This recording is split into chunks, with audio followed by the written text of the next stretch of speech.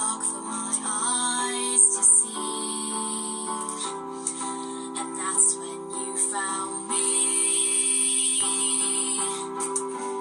Now and forever we can be together, friends for eternity, discovering secrets that lie beneath us. Just you and me. Another epic adventure is just round the corner for everybody.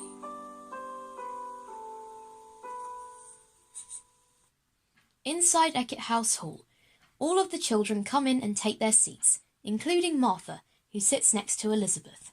Michael comes on stage to applause. Thank you, children. Welcome to your second year of Eckett House. We are delighted to have Miss Martha Cunningham joining us this year. The children cheer as Martha tries to cover her face. As with the start of every year, it is time to see which new sibling you will be sharing your room with. First up are the boys. Our first pairing is Ryan and Cy. Oh, yippee! Well, it could have been worse. Next is Tempest and Bobby. Wow, what a pair! You said it. And lastly, Christopher and Alexander. That's pretty cool, right, Chris? As long as you're careful, we'll get along just fine. And now for the girls. First is Clemence and Mary. Whoa, does this mean I get to see how your candle works? Mary, I never reveal my secrets. Delilah and Angel. That sounds fine by me. Same here. Maria and Slapisha. I'm looking forward to this very much. Yes, my ears are already buzzing with excitement. And lastly, Elizabeth and Eliza. Oh, I think that will be fine. I'm looking forward to it very much. I'm just sorry we couldn't get you a room to share with somebody, Martha. It's all good, Headmaster. At least I'm near everybody else here. And with that, it's time to report to your first lesson of the year, Food Tech. Just a heads up, Martha, the ovens in the food tech room can do some crazy stuff. I don't mind at all. It sounds very exciting. Inside Food Tech room, Pauline hands out a bunch of oven trays while the children mix brownie batter. Now, children, I hope you're all doing this nice and slow. This is your mum's favourite dessert of mine, and she would love to taste some later, that's for sure. This looks delicious, and it's not even in the oven yet. I'm so glad you're enjoying it here, Martha. You're settling in so well. A memory resurfaces in Martha's head, and she quickly turns around and looks everywhere in the room. We see all the kids greasing the tray or pouring the mixture in. Elizabeth puts a hand on Martha's shoulder and she jumps. Martha, is everything okay? I'm sorry. I thought she was here. She? Right, kids, into the oven and let's get cooking. Everyone puts their trays in the oven when Michael gives an announcement. Attention, everybody. We have a visitor coming to see you. Everyone gasps. Don't fret. It isn't Grand Evil. Everyone breathes a sigh of relief, except for a confused Martha. A door opens and a poshly dressed man walks in. The children look on in awe as he approaches the front of the classroom. Hello, children. I hope you are all well. I'm afraid my brother caused quite a stir at your school last year. Wait a minute. Grand Evil said he lived with 3 brothers, right? He must be one of them. That's right, young man. My name is Grandman, and I'm the master of the universe. Wow. I just thought I would pop by your school and apologise for all that my brother did while he was here. He's a bit of a control freak, I admit. Control freak? He mind-controlled all the teachers and planned to make us his personal slave service. He made me and my parents dress up and dance for him. And he made our dads into his chefs. Yes, he can get quite carried away. But besides all that, the good thing is you put a stop to it. I believe it was one of you children that dealt the final blow. It was me. I let my anger get out of control, and I may have slammed him into the floor multiple times. Grandman holds a serious face until it begins to crack, and he bursts out laughing. Oh, that is priceless. That showed him, I bet. It's clear you did a very good job, and I would be honoured if I could join you for the rest of your day. It would be our pleasure. Who's Grand Evil? The guy that invaded our school at the end of last year. He did quite a few things to us before Eliza stepped in. She is so brave. I wouldn't say I am. It was just a little boost of confidence. Oh, come on, Eliza, you were awesome. Now, are those brownies I smell? I would love to have some. The children and Pauline laugh. Inside Elizabeth and Eliza's room. Elizabeth and Eliza lead Martha inside. They all sit on Elizabeth's bed. Thank you for inviting me into your room. It feels nice to be welcomed in such a wonderful way. It's no problem. Besides, everyone else is being distracted by Grandman. Inside corridor. The other kids gather around Grandman, still looking him up and down with awe. So what kind of things do you do up there? What are the names of your other two brothers? Did that suit just appear on you, or did it get made? 1. I have folders on everyone in the entire world, and spend my days organizing them. 2. My other brothers are Time Man, the master of time, and Starman, the master of space. 3. This suit was made by my lovely assistant, Vanessa. However, I was a fully grown adult when I was made. The children all look at each other, smiling brightly. Inside Elizabeth and Eliza's room. The poor guy. He must be getting harassed. Let's not worry about that. We need to make Martha feel as comfortable as possible. She has been living underneath the school for a long time. I already feel so welcome. I may not be related to you, but I already feel part of the family. Well, that's great news. We couldn't be happier to have another friend with us. I understand how confusing it can all be. 1 minute you're at home, and the next you find out you're going to another school with a bunch of family you never knew even existed. Martha remembers something again. She holds her head and mumbles to herself before Elizabeth steps in. I'm so sorry. I remembered it again. Inside corridor. Now, could I have one of your names so I can show you how it works? Christopher Cridlington. A folder flies down from the sky and opens up, revealing pictures of Christopher and his likes and dislikes. As you can see, everything about Christopher is stored right here. This is the case for every file in my folder room. Does the information update? Why, of course it does. In fact, I've just been entered into his like column. That is the coolest thing I've ever seen. Today. Grandman stares at Sulpicia as the other kids fall silent. They all end up bursting out laughing. But besides all this, I brought something for you. One of the teachers wheels in a statue of a man holding a clock staff. Oh, Grandman, this is a wonderful gift. Yes, it is my belief that it can deter any further threats. I certainly hope so. You're just jinxing it by saying that. Trust me, I've watched a lot of TV. Everyone stares at Mary. What? Inside Elizabeth and Eliza's room. Are you okay? All Mum told me was that she was saved from a dark home. She must be having relapses of past events. I try so hard. I just can't forget. Everything is going to be okay. We'll all be here to support you. I just know I'm going to like it here.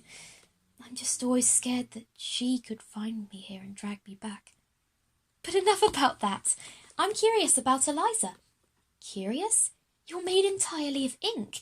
What kind of powers did you use to stop that grand evil? When I get angry, I turn into an inky beast and I lose control of myself. I kept slamming him into the ground until I regained some control. Wow, I wish I could do that too. I can't wait to find out more about you. That's great. Elizabeth looks at the clock. Look at the time. Grandma will be leaving soon. Inside corridor. Elizabeth, Eliza and Martha run to the crowd as Grandma walks towards the door. I must be going, children. It was wonderful to meet you and to answer your many questions, as well as having the brownies. The pleasure was all ours, Grandma.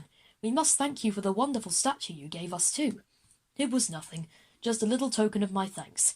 You are the coolest guy I've ever met. Please come back again. Don't worry, Tempest. I will be back soon. I hope you all have a wonderful year. Farewell for now. Grandman leaves as everyone waves him off. Cy and Alexander faint after the door shuts. Everyone helps them both up. Now that is a man! I hope he comes back real soon. Eckett House feels empty without him. All right, children, the day is at an end. It's time to return to your rooms until bedtime. The children begin walking off. I trust you had fun today, Martha. I did, thank you. Elizabeth and Eliza were so nice to me. I couldn't be happier you're settling in, hon. It may take a while to get used to everything, but trust us, this will be one heck of a school year. Inside Martha's room, Martha goes into her room. The children stand outside her door. Thank you, everyone. I may be sleeping alone tonight, but I already feel I'm surrounded by friendly faces. It's no problem, Martha. We were all the same when we first came here. and we only want to make you feel safe. And don't forget, we have PE in the morning to prepare us in case someone comes and invades again. We're all going to need to sleep twice as much tonight. And twice as much tomorrow, too. Good night, Martha. See you tomorrow. Good night. If you need anything, you know where to find us. The rest of the children leave as Martha gets into bed and shuts her eyes, smiling as she settles down.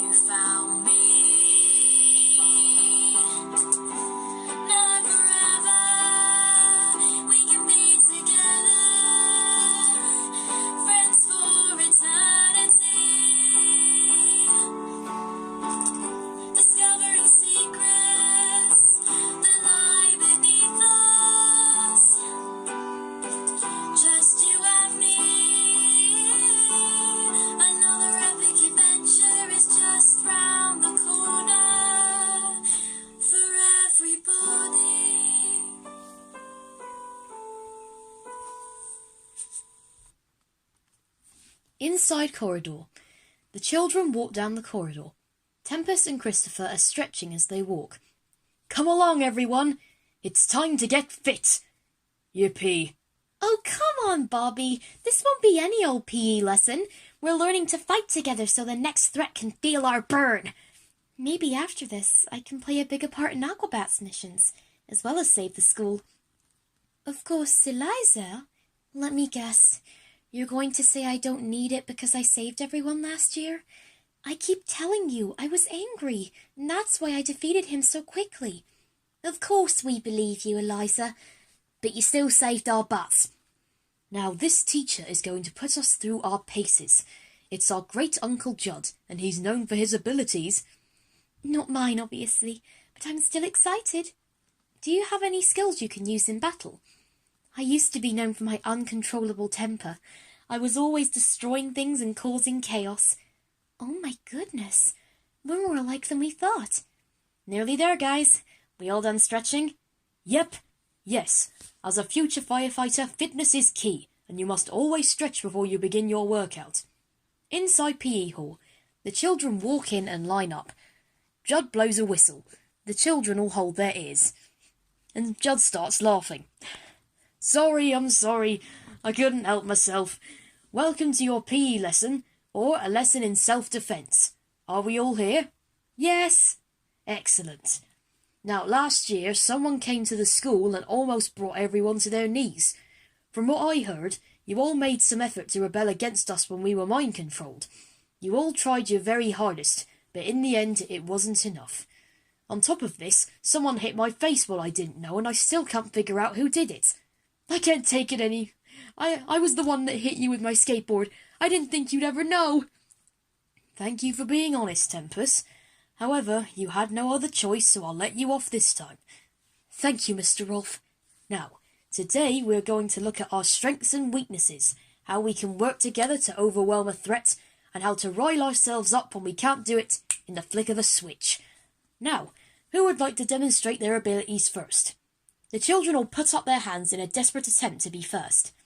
I'll go first. Yes, Miss Cunningham, let's see what you can do. Judd rolls in 3 cardboard targets, all drawn to look like Grand Evil. Martha looks at them shyly first. It's all right, Martha. Take your time. Martha is still nervous until she sees the targets change into shadows with angry eyes. Her eye twitches for a moment, and then she eliminates all the targets in one punch. The children clap, their mouths wide open in shock. Very impressive, Martha. What did I just see? Oh my, I really did a number on them, didn't I? That was really amazing.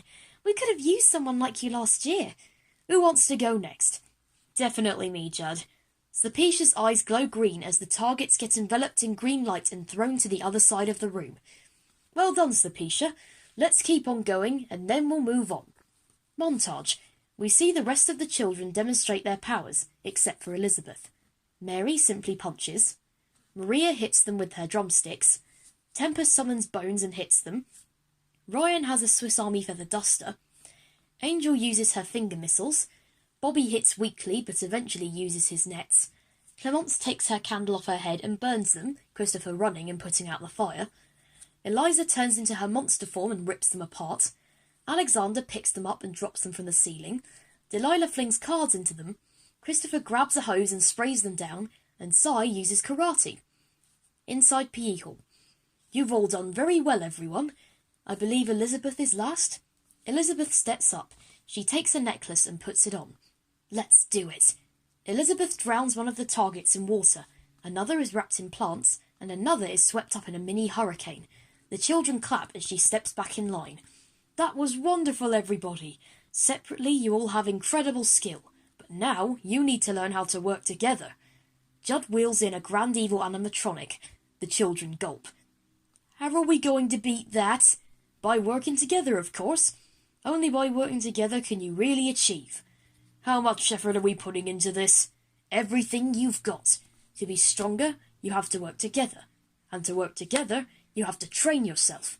You must push yourself to the very limit, and only then you can beat anybody.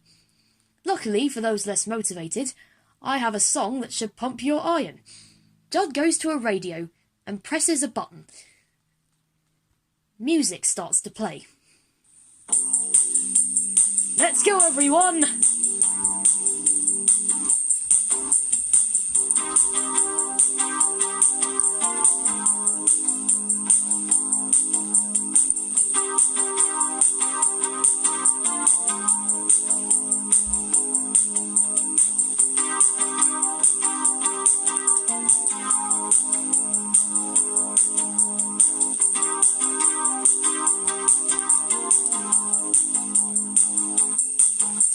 Training to the limit, never giving up.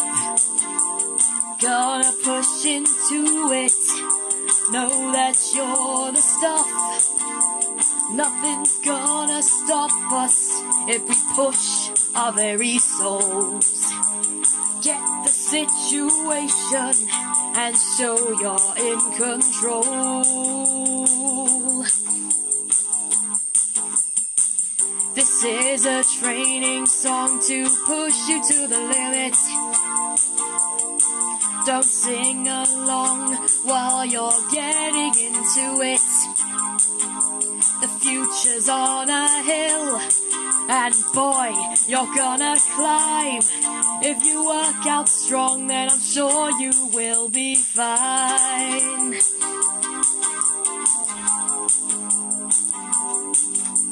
Making goals and crunching numbers, never slowing down. 1, 2, 3, and 4, and we will never frown. People laugh and people cheer, but we don't give a donkey's. We are gonna push it harder to be the best that we can be. Are you weak or are you strong? Taking action or singing songs, whatever you want to do. If you work hard, you will do what you wanna do. This This is a training song to show that you can win it. You'll come out fit, and once you finish, you can sing it. Nothing is gonna get in your way, definitely not today. Push it to the limit, and you will get your way.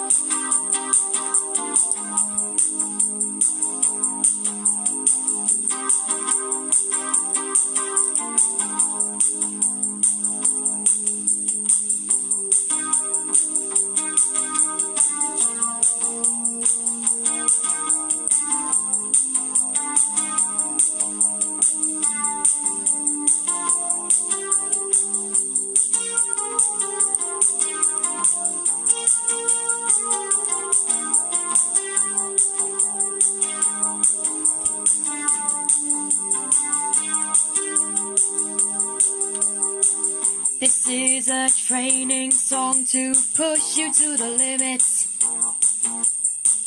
Don't dip your feet in, stick your whole self in it. Nobody's gonna bother you, they'll know that you're brave and true. Push it to the limit, push it to the limit, push it, and you will get your due.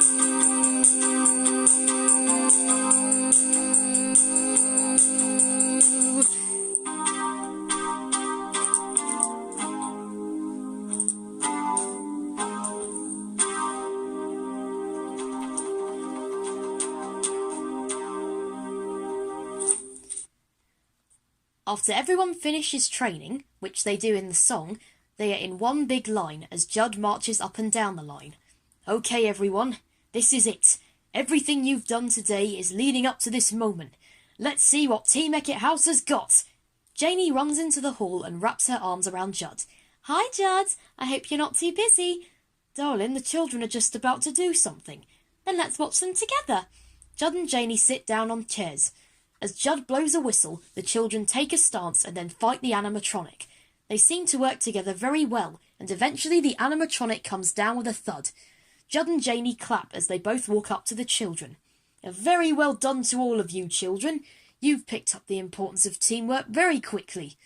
The children all cheer. The next villain that comes to this school is going to feel sorry they ever came. You said it, Lizzie.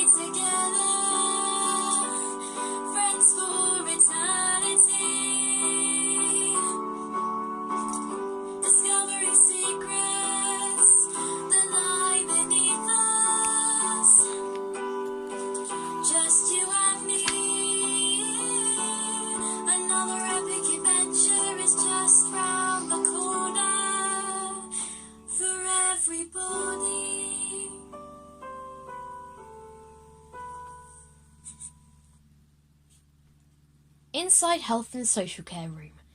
The children sit at their desks, looking around to see where Justin is. Does anyone know where Justin is? He should have been here ages ago. Oh dear, I hope nothing bad happened to him. Don't worry, Ryan. I'm sure he's okay. The door flies open. Sans and Robert walk in and march to the desk, Sans putting down a bottle of ketchup and sighing to himself. Good day, everyone. Hello, Ryan. I'm afraid Justin is quite ill, so I've taken the liberty of providing a supply. I must get going now, but I'll be back to collect Sans later. Robert leaves the room. Everyone looks towards Sans. What's up, guys? My name is Sans. I'm Tempest's uncle, and I guess I'm stepping in as a supply today.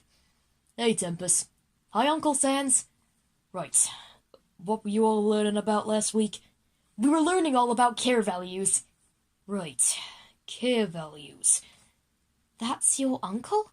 He may seem a bit meh, but he's pretty cool once you get to know him.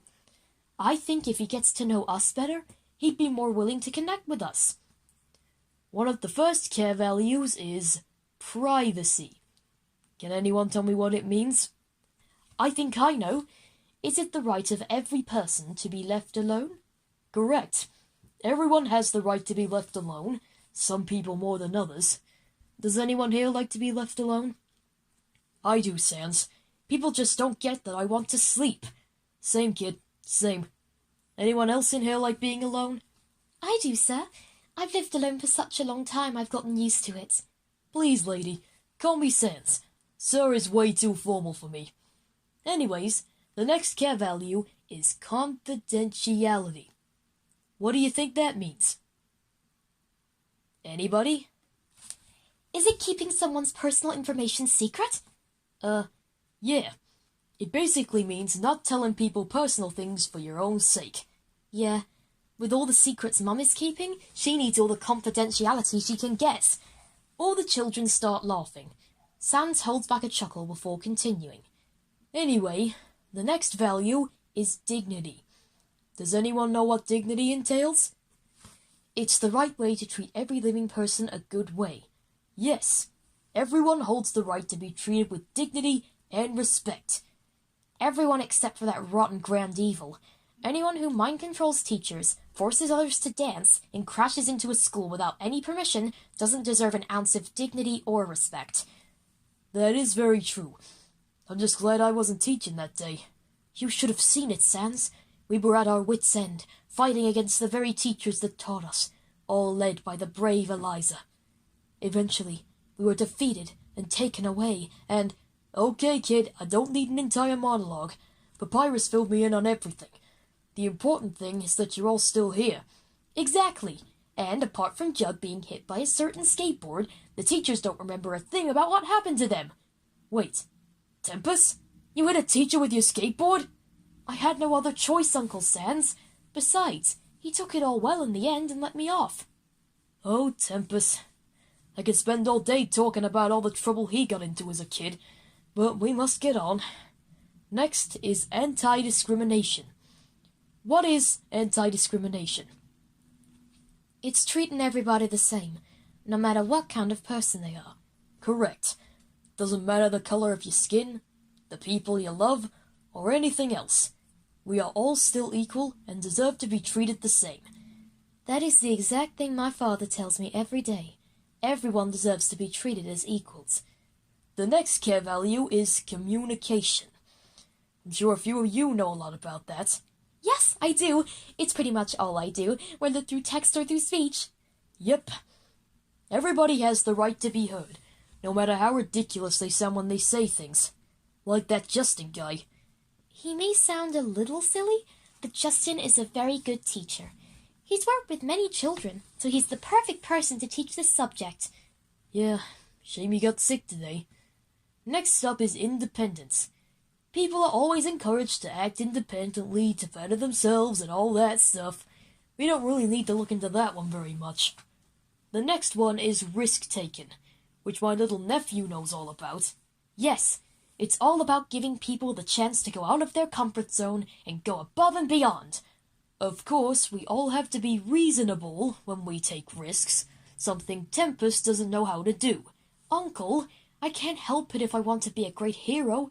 Mom had to take plenty of risks when she saved our monsters, so I will do the same. I'm a hero too, Tempest, and even the Aquabats need to evaluate before we go into a dangerous situation. Not to mention how many times you've been in Dr. Range's office while you've been here. Exactly. Fulfillment is our next care value. What is fulfillment? It's that fuzzy feeling you get when you have a whole crowd cheering for you and begging you for more. Someone like that. Fulfillment means everyone can develop and aspire to do different things without feeling bad. Like how I want to play drums, start up a band and tour everywhere I can. Or like how I want to be famous just like Mom and Dad. Well, well. You know, when I came here this morning, I couldn't be bothered at all. No offense. A little taken. But doing this lesson has shown me you're all actually pretty good. Some of you even like the same things I do and do the same things I do every day. Now, since you've all been such a joy, how would you all like to finish the lesson? Can we hear some stories about Tempest? Well, I don't see why not. Tempest groans. Time skip. And then there was the time Tempest tried to impress his classmates by jumping off the school roof. I can't believe you're embarrassing me like this. Why did you ask my uncle to do that? Because it's fun. Looking back on your past mistakes can help you improve in the present and the future. The poor thing fell straight off the roof and onto the floor below. I had to come and pick him up early and take him home. His parents were less than impressed. Robert enters the room to see everyone laughing. Sans, the lesson is over. Ah, shame. I was just getting into it. Well, kids, I'll see you around. I'll see you at the weekend, Tempest. Yes, thanks for making me look like a fool. Just doing my job, nephew. Just doing my job. Catch you later, kids. The children wave goodbye to Sans as he leaves. Justin jumps into the room. Good news, children. I'm feeling way better. Turns out we just needed some medicinal plant from Mr. Bloom.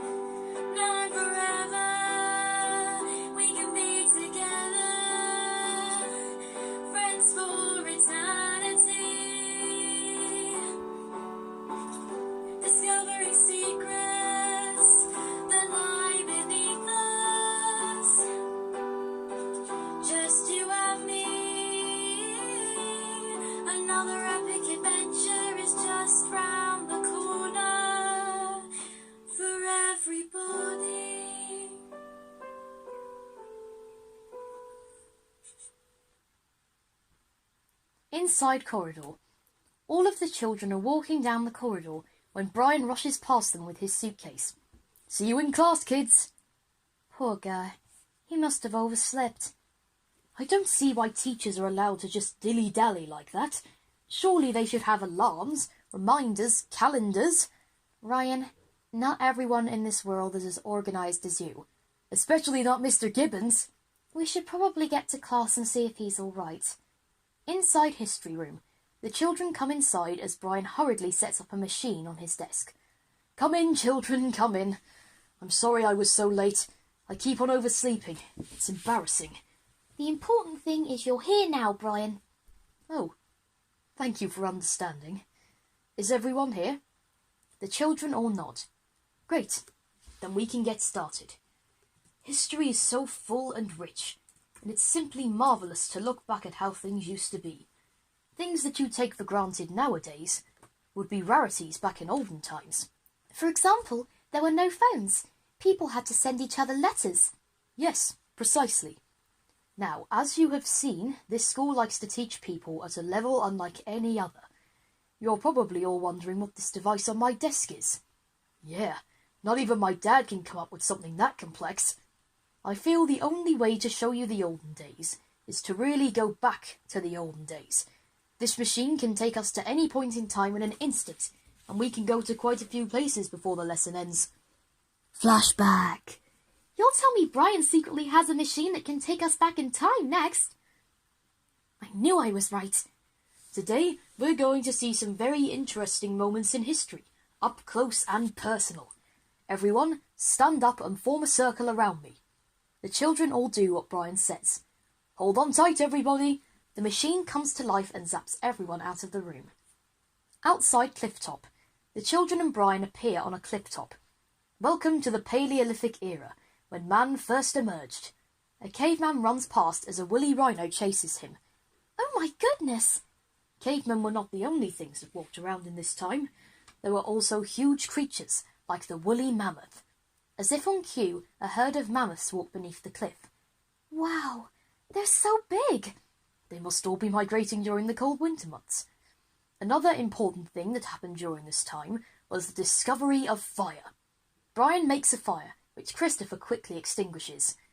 I think we can move on to the next part of our lesson. Hold on now. The machine comes to life and everyone zaps away. Ancient Greece, Thermopylae. Everyone appears in the midst of a battle. Brian makes everyone step far away. We are now in ancient Greece, 480 BC, the Battle of Thermopylae. Spartans against the Persians. Wow, this is amazing! This is dangerous. Why are you showing us this, Brian? Now everyone, there's no need to fear. As long as I have the machine, we can get home. Besides, isn't this much more interesting than a PowerPoint or sheets of questions? Yeah, I guess so. Who won? Well, 300 Spartans remained after everyone else went home, and they all died. Oh, and their leader Leonidas had his head put on a spike, so... Can we get out of here now? Yes. The machine comes to life and everyone zaps away. Ancient Rome. Everyone appears in a Roman square, Romans walking around them. Now this is a lot calmer. Welcome to ancient Rome, a place of Colosseum battles, aqueducts, and a world where emperors rule over the masses. However, at this point in time, Rome was ruled by Julius Caesar. A group of men walk by the children, whispering to each other and carrying knives. Brian, where did you take us exactly? Let me see. Oh yes, 37 BC, when Julius Caesar was assassinated. Dang, Brian, you really are picking the most terrible places. Oh dear, we better get out of here then. Hold on. The children all zap out of there. The Middle Ages. The children zap into the town. They take a look around. Rats running around and people walking by with blisters and boils, and then stare at Brian. You took us to when the Black Death was around, didn't you? Judging by all the rats? Yes. So, we'll go somewhere else. Brian quickly zaps everyone out of there. Tudor times. The children and Brian arrive in a courtyard. They see a young woman wandering around. We are now in the Tudor times, during the reign of one of the most ruthless kings, Henry VIII. Who's that over there, Brian? That is Anne Boleyn, Henry's second wife. Then what's she doing wandering around like that? Oh. This is the day that she got beheaded, isn't it? Yes. We see the sound of someone playing tennis as someone comes and takes Anne Boleyn away. Fun fact, kids, Henry actually played tennis while his wife was being beheaded. Let's just go. Yes, let's. Brian covers his red face as he zaps everyone away. Stuart times, Charles II's palace. Everyone arrives in the middle of a big party. The children breathe a sigh of relief. This is more like it, a party! Yes, one of the many parties held by King Charles II after he brought back the Restoration from the wicked Oliver Cromwell. Now this is much better. For once you haven't brought us to a time when somebody died. Yes, I don't know why the machine kept doing that. Anyway, let's not hurry out of here this time. Charles II comes up to the children and hands them all a drink. Oh yes, this is life at its finest. Brian looks at the machine and sees the time. Oh my goodness, we only have a few minutes until the lesson ends. Come along, everyone. Aw, man, can't I finish my drink? Take it with you, Si. Everyone zaps away while still drinking. Georgian times. Everyone arrives in a Georgian town. This is the Georgian age. The children start laughing. Look at their wigs and their makeup. What do they think they're doing? I know it's a little funny, but this is what they wore back then. Mary turns around and sees a king talking to a tree. Hey guys, look over there! The king is talking to a tree. That is King George III, and yes, he was known for being a bit mad. How many more places are we going to see? Just one more, and then it's back to Eckett House. Everyone disappears. George III rubs his eyes and looks around, wondering if only he saw what happened. New Year's Eve 1999. Everyone appears as the countdown begins. Finally, I thought I'd take you to 1999, when the new millennium was just beginning. Consider it a treat after all the other things I showed you today. 10, 9, 8, 7, 6, 5, 4, 3, 2, 1. Happy New Year! Thank you so much for this, Brian. Despite all the times you showed us when people died, this is the best one of all. It's no problem. I should really organise my lessons and sleep schedule better. Maybe next time we can see something that isn't that bad. I swear. Now let's get out of here. Everyone disappears. Inside History Room. Everyone comes back into the room. Sarah comes in as Brian looks to the door. Oh, thank the heavens you're back in time. Mrs. Gibbons, it was so much fun. We saw so many things from so many times, and we saw people die or nearly die. Brian? I overslept again, love. I came up with the lesson as soon as I stepped in the classroom. Well, if it's any consolation, I loved it. It was definitely more hands-on than watching a video or writing an essay. This is why I love this school. Well, thank you, children. I'm just glad we got back safe and sound. Now go along to your next lesson. The children say goodbye to Brian and wave as they leave the room. Brian sits at his desk and quickly falls asleep as Sarah puts a blanket around his shoulders and kisses him goodnight.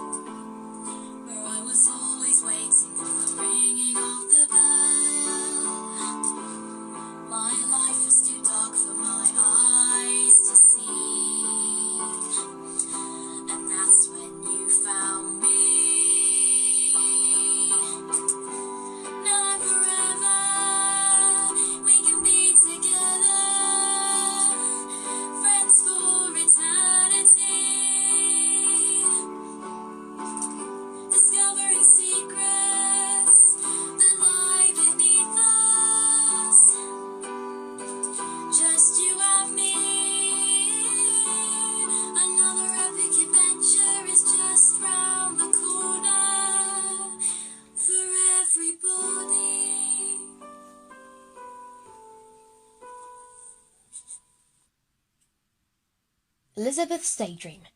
We see Elizabeth, dressed as a detective, wandering through foggy, dimly lit streets. She looks around with a magnifying glass. Maria is behind her, creeping cautiously. The culprit has to be around here somewhere. This man has to be caught if the town is to be safe. Well, it could take forever to find him. He could be anywhere. Elizabeth hears a crash. She looks around and sees a shadowed figure running away. After him! Elizabeth chases the shadowed figure down several streets until they are eventually cornered. Freeze, villain! I've caught you now, you dastardly crook. You can't hurt anyone any more. The figure takes their hood down, revealing it to be Mya. Elizabeth audibly gasps. I only wanted to protect you from him. Who? Protect me from who? Another figure grabs Mya and drags her into the shadows. Elizabeth screams. Inside Elizabeth and Eliza's room. Elizabeth? Are you all right? Sorry, Eliza. I was just daydreaming. What was it about? Me as Sherlock Holmes mostly. The thing is, there are so many things here I didn't know about. So many secrets my mum has kept from me for years. What if there are more secrets in this school? Surely Mya has spilt the beans about everything by now, right? I just never know what to expect from my mum anymore. There could be so much more, right under our noses, that we don't even know yet. Then why don't we investigate? What? We don't have any more lessons today, so let's look around the school and see if we can find anything Mya hasn't told us about. That's a great idea, Eliza. I'm off to find an appropriate outfit. You can get the others and tell them to meet in the library in 10 minutes. Get ready, Mum. You're about to be rumbled. The library. Elizabeth sits on the front desk, blowing bubbles from a fake cigar in deep thought. The other kids run in and see her, deciding whether to laugh or keep quiet. Hello, everyone. Why are you wearing that, Lizzie? I see you've noticed my outfit. It is quite fitting for a detective such as myself. But why are you wearing that and blowing bubbles out of a fake cigar? Mya has her secrets. We're going to find out if there are any more she's hiding. So we'll be like Sherlock Holmes? Can I be Watson? Sure thing, Ryan. The rest of you can all join in too, if you wish. Yes, please. Me being one of the secrets and all. Speaking of Martha, I suggest we start where she began. Martha's old room. As everyone leaves, Alexander notices a poster for a circus and rips it off the wall before joining the others. Outside Martha's old room, Elizabeth peeks inside, looks around, and leans back to the others again. Right. Martha, what do you remember from when Mya saved you? She rescued me from my old home and took me here. She told me that I would be safe and no one could enter this place but her. She has a portal at home that can take her to lots of alternate universes, including all of yours. And did she tell you anything else? Unfortunately not. This is a big stride in our investigation. Let's look at those glass windows in the dining hall next. I have a feeling they have a lot of secrets too. Or we could just go and see the circus whose poster I just found. No, Alexander, we can't get distracted. Let's go onwards. Inside dining hall. The children come into the hall. We see the various glass windows of Mya and the fathers. Alexander flies up and looks around. This is going to be so good for my Insta, guys. Should I tag you all in it? Hang on, Mary. Can you see anything up there, Alexander? Hang on a second. Me and the Sibs are investigating any secrets that Elizabeth's mom has been hiding. #mystery case. This circus does look really good, though, Elizabeth. We have loads of time to see them, Si. Now let Alexander investigate. Oh my goodness! It says here the windows were made before we were even born. Mum must have wanted this school for quite a while. Also, have you noticed all of them have blue and yellow backgrounds? Mum must have made this in a hurry. She didn't even bother picking out different colours for the backgrounds. It's like she wanted to do it before any of us even came into the world. Yeah, you're right. I never noticed that before. And I know for a fact that Mum loved all of your dads for years. It's almost like she's trying to keep us in one place for some reason. But what? Can we go to that circus now, Elizabeth? Tempest, please. We're hitting a milestone. Just one little look. Okay, fine. Tempest shows Elizabeth a poster of a circus called Circus Wonderland performing. She pauses. That's the same circus Mum watched since 2018. I didn't know they were here.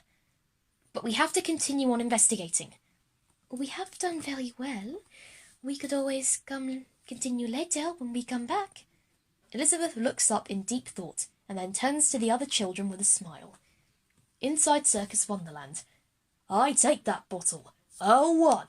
A 2. Bless you. A 3. Whoosh! And the bottle has disappeared and has reappeared over here. Thank you. No, it hasn't, Mr. Popo. And why wouldn't it be? Because I've got it over here. The children all laugh. Keiko, what is this? Thank you. The children all gasp. How the heck did he do that? I don't know. He's really good at tricks. Thank you all for coming tonight. If anyone would like to talk, I'll be right over here. Hey, Lizzie, maybe he has some answers. Maybe you're right. See you back at school, guys. The other kids leave. Elizabeth walks up to Popo. Oh, hello. What can I do for you? I need to ask some questions. You see, I'm Mya Eckett's daughter. Oh, Mya Eckett. She was really obsessed with Circus Wonderland. And me, come to think of it. What would you like to ask? I need to know if there are any secrets Mya has kept from you that you know about. We're launching an investigation. The only one she kept was how much she loved me, and she already told me that during our first live stream. Apart from that, she always liked to come here alone. She loved Circus Wonderland. She does an appreciation week for us every year. She always came alone. I see. Thank you, Mr. Popple, but I have to be getting back to school now. There's one more thing. During our Q&A live streams, she would always be looking behind her, as if she expected someone to come walking in. Interesting. Thanks again. Elizabeth runs out of the tent. Inside Eckett House entrance, Elizabeth runs into the school and closes the doors. Guys, I just found some info from that clown. Well, spill, girl. My Insta page is practically begging for it. He said that she would always go to the circus alone, and that during live streams, she would always look behind her, as if someone were about to come inside her room. Weird. Why would your mom be so concerned about that? I don't know. Michael walks down the corridor. Hello, children. I hear you've been busy. We've been investigating like Sherlock Holmes to see if Elizabeth Mya is hiding things from us. I see. I'll be right back. I just have to help my mum get her shopping. Michael leaves and closes the doors, and Elizabeth gets an idea. The office. What? We should look in Michael's office.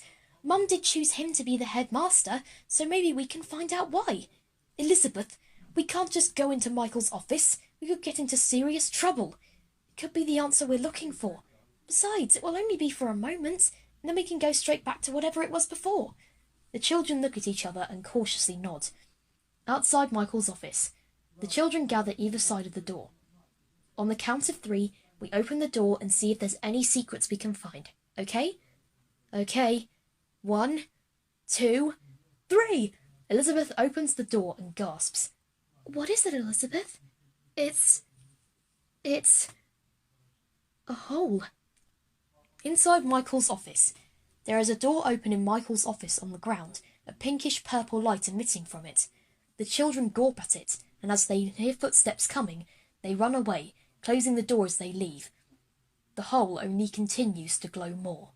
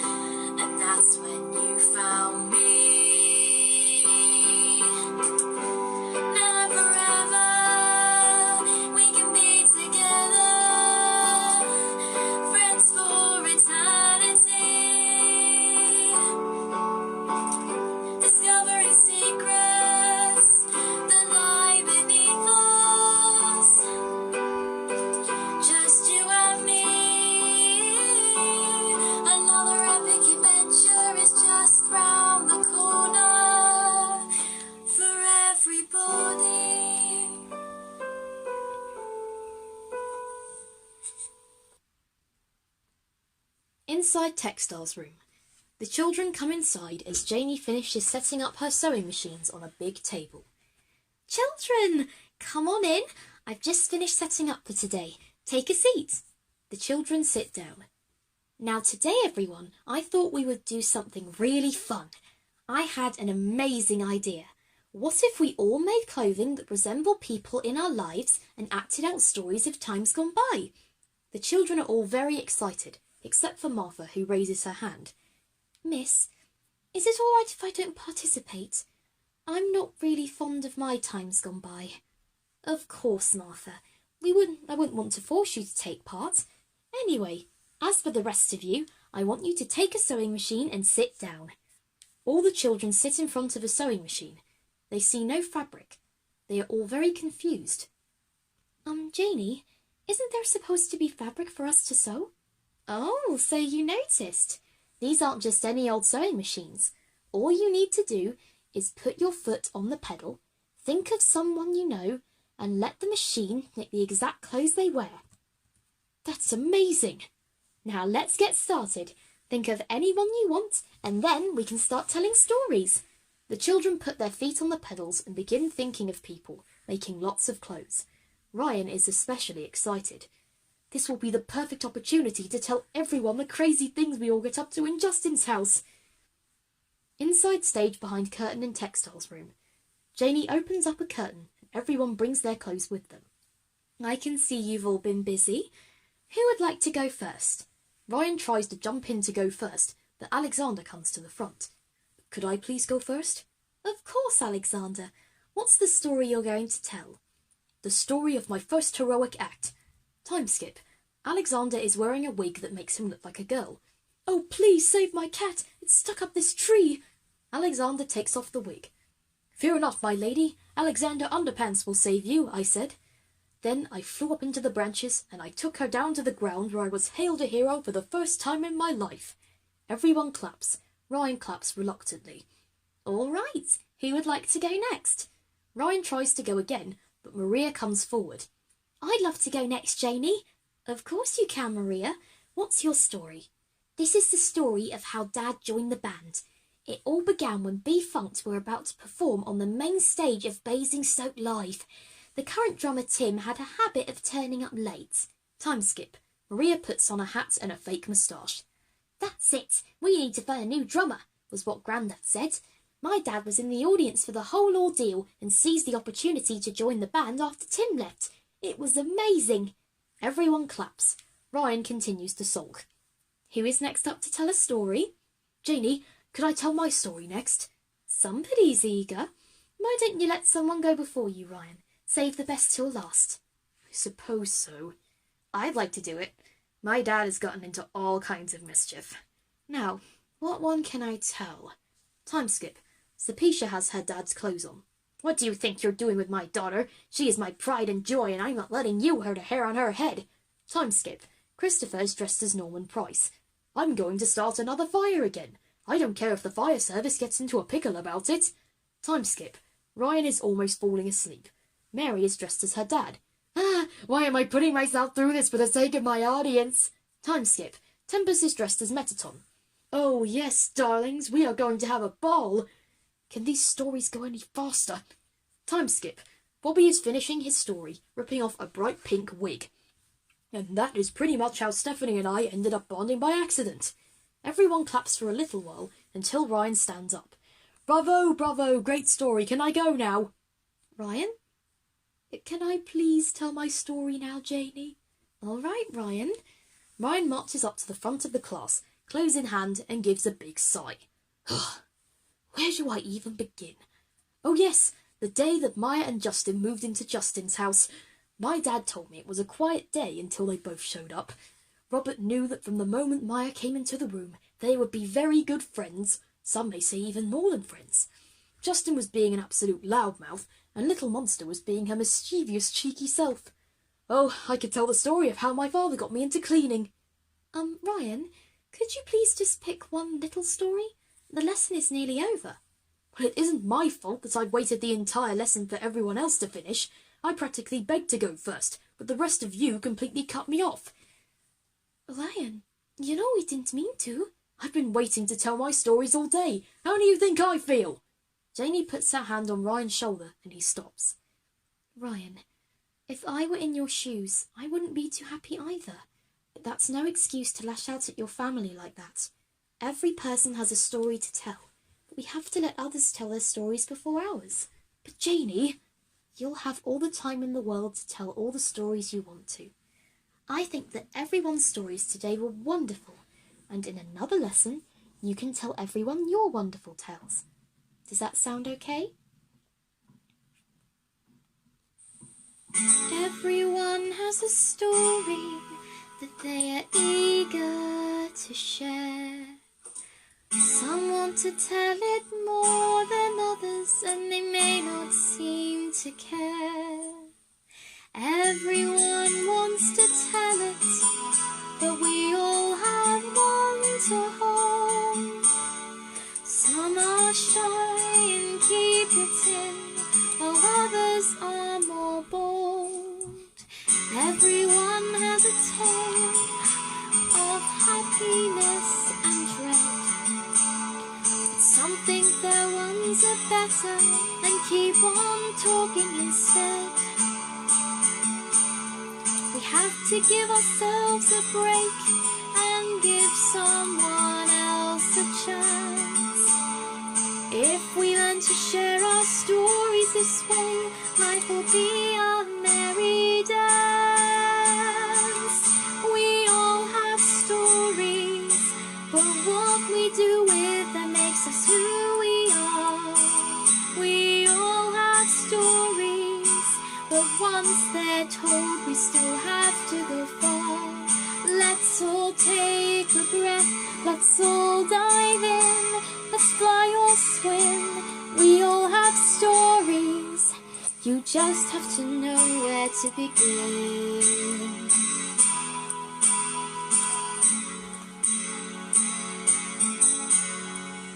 Everyone has a story, I guess that mine can wait.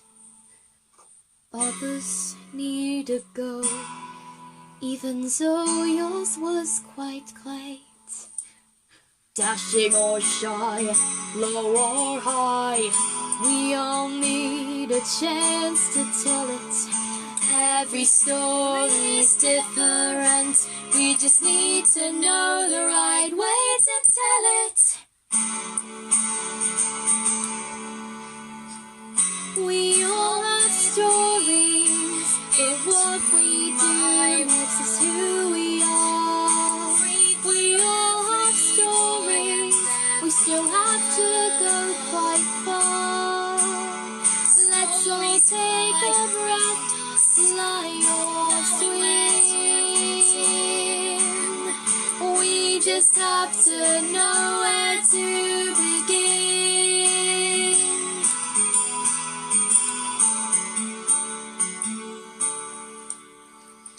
Come with me into our world, free for every boy and every girl. Stories fly around us, not knowing where to fit in. We just have to know where to begin.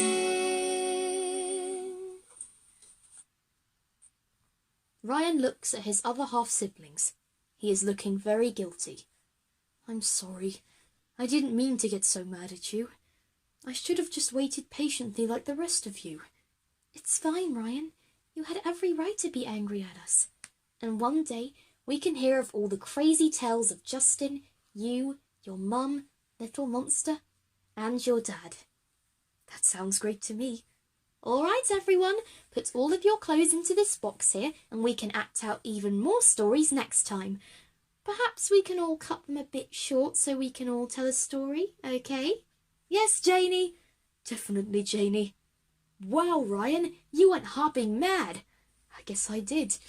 It's always the nice people that get the most angry. That's probably why your dad gets so mad at Justin. You act just like him. Yes, I am a lot like my dad, aren't I? The rest of the children laugh as they toss their clothes into a big box in the classroom. Janie nods and winks at the kids as they all leave.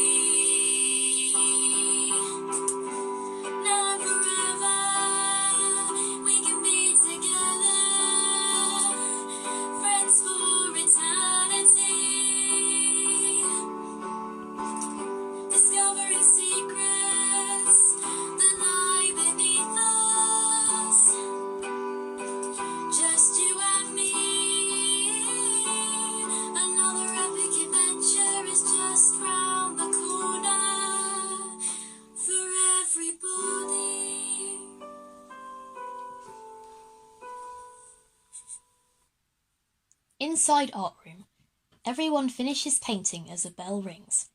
It's the end of the lesson, Lizzie. You know what that means, right? Yes. Everyone needs to go to the dining room as soon as we're done here. Okay, everybody, that brings us to the end of our lesson in watercolours. Any questions?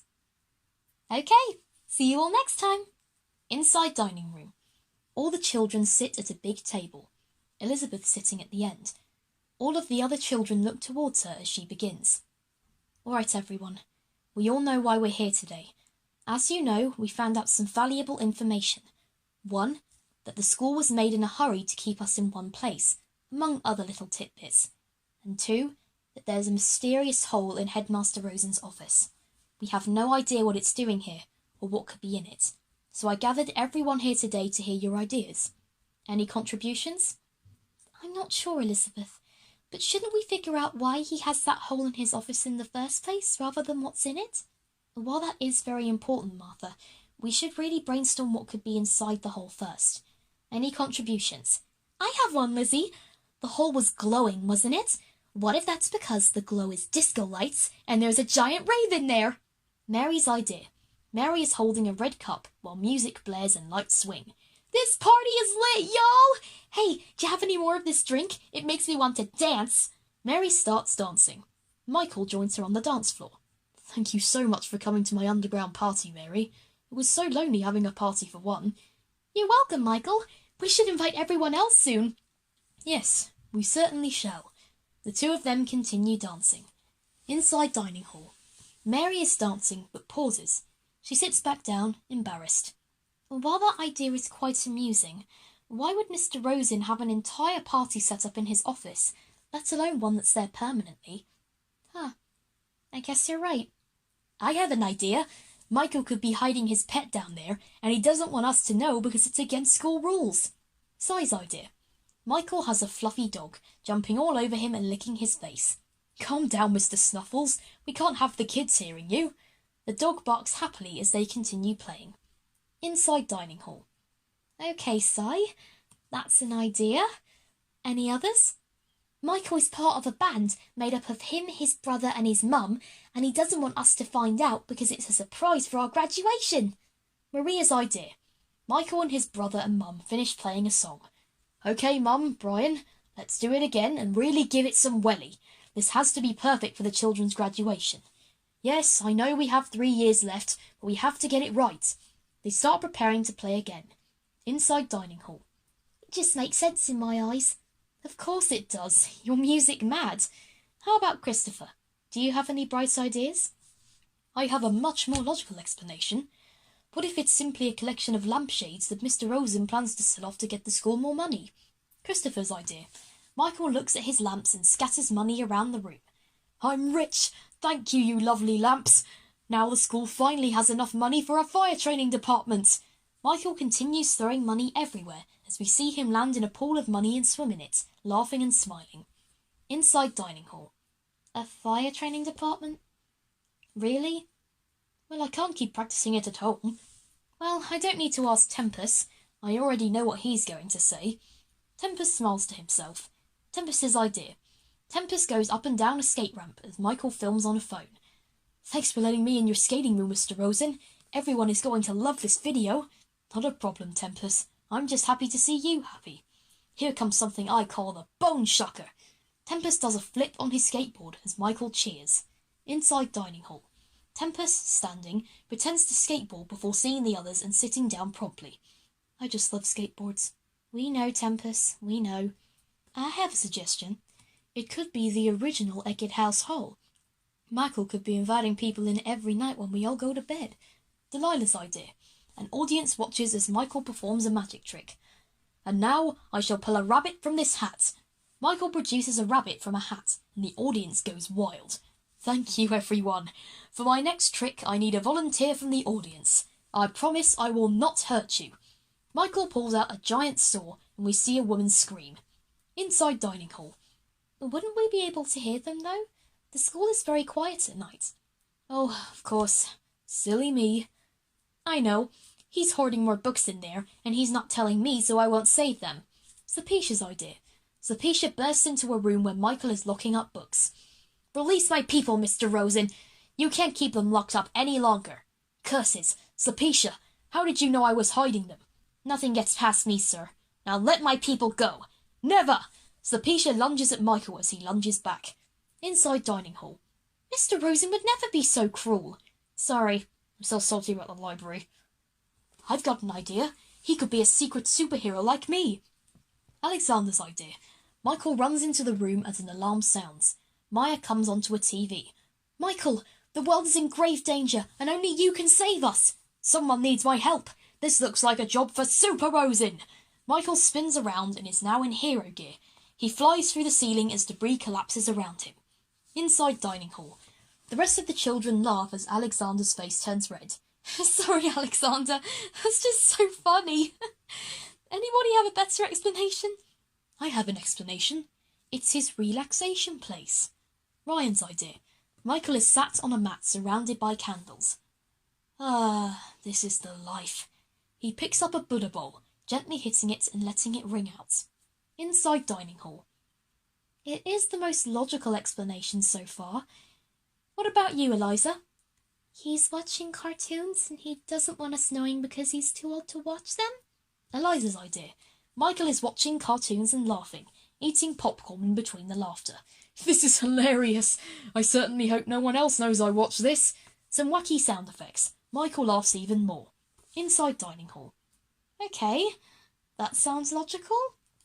I have a little suggestion. Expanding on Alexander's idea, he could be doing his own training to protect the school. Angel's idea. Michael is lifting some weights while the instrumental from episode 2 plays in the background. Come on, Michael. You can do it. Feel the burn. Feel the burn. He keeps lifting weights and letting himself get into it. Inside dining hall. I may have a little suggestion. It is a ballroom where Michael practices dances for his lady love. Clemence's idea. As Beauty and the Beast plays, Michael and a shadowed woman dance. The scene is very romantic. Isn't this delightful? The shadow clears and reveals Clemence. Oui, I'm sure your wife will love this, Monsieur Rosen. Inside dining hall. Oh, please, Clemence. He's clearly using it as a hideout for all his disguises. Wait, what? Everyone loves a good disguise, even the headmaster. Bobby's idea. Michael is putting on a wig to look like Mya, as well as wearing her clothes as well. Welcome to Eckett House. Yes, that'll fool them. Inside dining room. I hate to tell you this, but not everyone needs disguises. Bobby pretends to faint as everyone laughs at him. Well, I think everyone has contributed. Some of your ideas were funny, and some were a bit more logical. Is there anyone I may have missed? I haven't said anything yet. Of course, Martha. Any ideas? Not any I can think of. Why would the headmaster have a hole in his office anyway? Never mind what's in it. That's something we have to find out sooner or later. Thank you all for your contributions. It's helped us put things into a bigger picture. No problem, Elizabeth. Always happy to help. But what do we do now? We've brainstormed ideas, but we don't actually know what's in it. That's what I've been thinking about. To really know what's in it, you have to actually get in it. Are you crazy? Mr. Rosen wouldn't let us in his office if his life depended on it. Then we'll just have to wait for him to leave the office so we can go inside it. Or rather, so I can go inside it. Wait, Elizabeth, you want to go into that hole all by yourself? What if there's something really dangerous down there? I'm prepared to take that risk. I need to know if this has anything to do with my mum, and if it is, I can uncover another one of her secrets. Michael comes over the speaker. He sneezes. Attention, everyone. I'm afraid I'll be absent tomorrow. I'm not feeling too well. That's it. I'll go into that hole tomorrow, and I'm going to find out what the heck is in there if it's the last thing I do. Elizabeth puts her arm in the air, and everyone reluctantly follows. Elizabeth's face shows pure determination.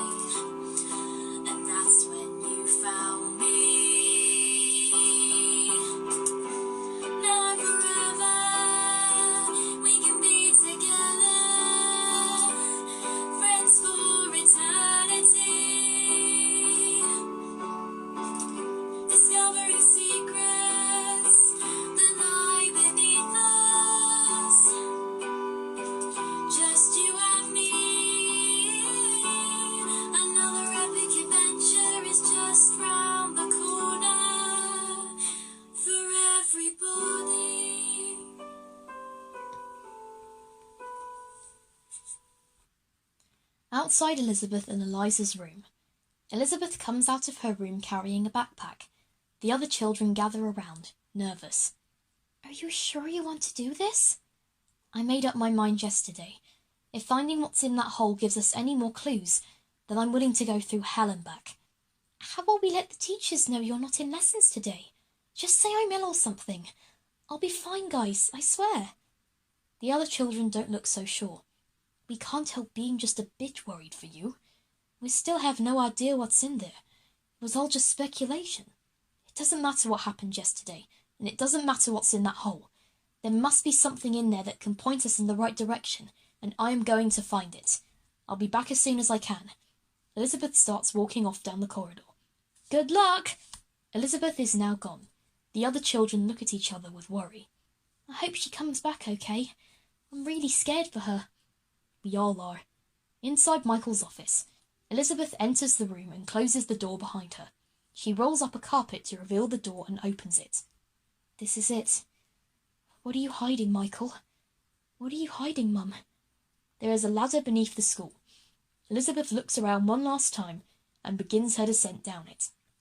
Underneath the ladder, the room is completely dark. As Elizabeth gets to the bottom, lights turn on and an opening is revealed. A voice plays. Greetings, Elizabeth. Whoa. Who are you? I am the Robotic Operational Synthetic Electrical Network. Rosen? Why, yes. I guess you can say I am Rosen. You really shouldn't be here. I know I shouldn't be, but this place might just hold the answers I'm seeking. Do you know what this place is? This place is a puzzle room of sorts. If you solve all the puzzles, you will find the secret. Aha! So this place does have secrets. What do I need to do? Enter the maze, solve all of the puzzles, and then discover the secret. Good luck, young Elizabeth. Elizabeth enters the opening, more determined than ever. Inside maze, Elizabeth walks around for several moments, looking for clues everywhere. After a while, she stumbles into a room and the door closes. I see you have found the first puzzle. All of your half-siblings were right, in some way or another. We now see the room is half dance floor and half music room. Their ideas were right. Well, some of them. Your first challenge is to dance on the correct tiles and play the right notes. Once you do, you will go to the next room. Go. Elizabeth watches lights flash on different parts of the dance floor and steps on the notes, being careful to see where she steps. Next, she picks up a guitar and reads some sheet music. Eventually, the room turns green and a door opens. Yes! Please proceed to the next room. Elizabeth walks out of the room. Room number 2. Elizabeth steps into the next room. Lots of books line the floor, and a skateboarding ramp is visible, a skateboard close by it. Your next challenge is a bit harder. These books will open obstacles, and you must use the skateboarding ramp to avoid them. Complete it, and your next room will open. The books all open on cue, and Elizabeth grabs the skateboard as quickly as she can. The various obstacles pop up around her, but, with great difficulty, she avoids them and collapses on the ground. The books close and the room turns green. Phew! That was hard. Let's hope you saved some energy for the last 2 rooms. Let us continue. Only 2 more rooms? Finding this will be a piece of cake. The door opens, and Elizabeth picks herself up and walks through. Room number 3. Elizabeth steps into the room, and the door shuts.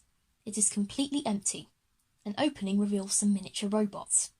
This has something to do with your half-siblings, Angel and Alexander. You will get to be a real superhero. Defeat the robots, and the next room will appear. Ugh, why did this one have to be real? Robots, engage. The robots rush at Elizabeth. She takes them down, becoming more tired with each one she does. The room turns green, and a door opens. How many more rooms are left again? Be patient. Your answers will arrive in time. Proceed to the final room. Room number 4. Elizabeth walks in the room and notices a selection of various board games / video games inspired puzzles. She gulps. This wasn't anybody's idea. I am fully aware. The final room is of its own design, and it takes a little longer than the others. You really don't want me finding the secret, do you? Only the very best can find the secret. Complete the games, and the secret will only be a step away. I do hope you can do it. Ready? Begin! Montage. We see a montage of Elizabeth completing all the puzzles. She is concentrated throughout.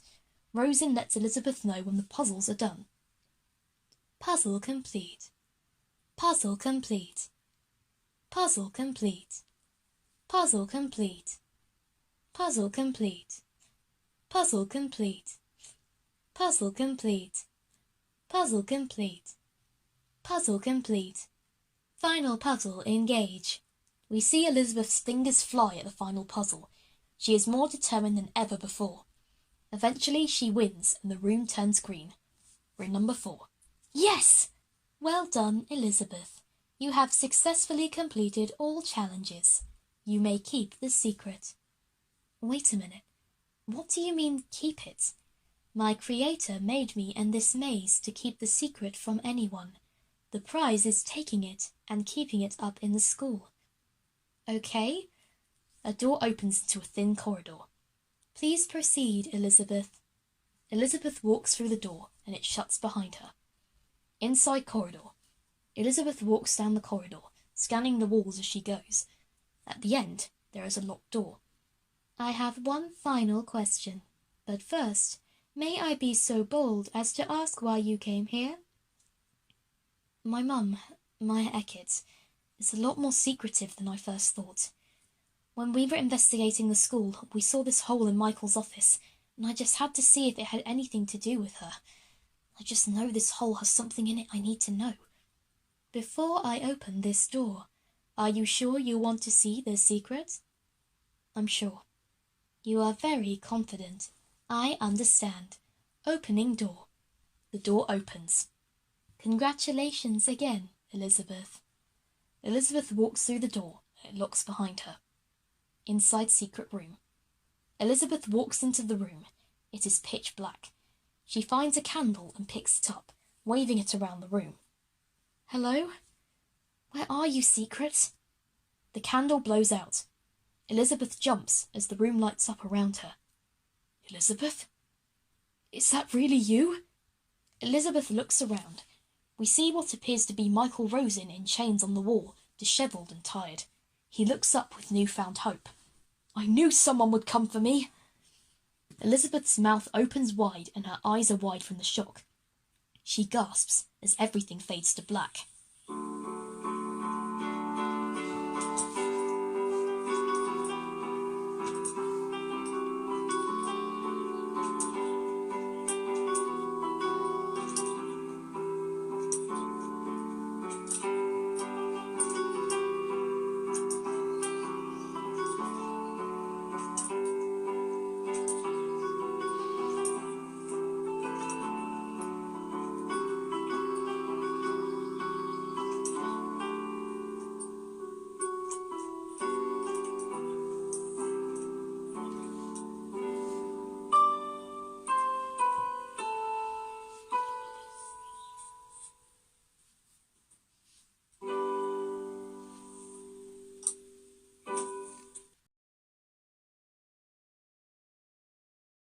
Inside secret room. We start off where the last episode ended. Elizabeth kneels down next to what appears to be another Michael Rosen. This can't be right. Michael is up there in the school. How can there be another one? He isn't the real Michael Rosen. He made this maze and trapped me in here so he could take my place. Only a person who could complete the puzzles could find me and bring me back to Eckett House. How long have you been down here? Since the day before you all came. All right. I have to bring you back up to the school. They'll know what to do with that imposter. That sounds like a plan, but I need to get out of these chains first. Elizabeth puts her necklace around her, conjuring fire and blasting off the wrist restraints. Michael stands up and hugs Elizabeth. Thank you, Elizabeth. It's no problem, sir. Now let's get you back to school. I cannot praise you enough, young lady. You have found Michael Rosen and released him from his prison. You may visit again any time. I'll have a much better prize for you next time. Thanks, Rosen. I'm afraid we have to go now. Thank you. The door opens, and Elizabeth takes Michael's hand and leads him out. Inside corridor, Michael is talking to all the children. So it appears I simply had hay fever. I'm sorry for scaring you all like that. Do any of you know what happened to Elizabeth today? The children look at each other. Michael notices this. Are you keeping something from me? Of course not, sir. Elizabeth has just been under the weather today. Are you quite sure about that, Martha? I do hope you aren't keeping secrets yourself. Most definitely. If by under the weather you mean going into the hole she found in your office, sigh! But how? How did you find that? We were investigating the secrets that her mom might have, remember? And at the end we looked in your office and found a hole open in the floor. So what you're saying is she took advantage of me leaving the school to snoop around inside my office. I warned her not to do it, but she was too strong-willed to listen to me. She vowed she'd go to hell and back to uncover any secrets here. Well, where is she now? I think we need to have a little chat. I'm right here. Elizabeth and the other Michael come into the corridor.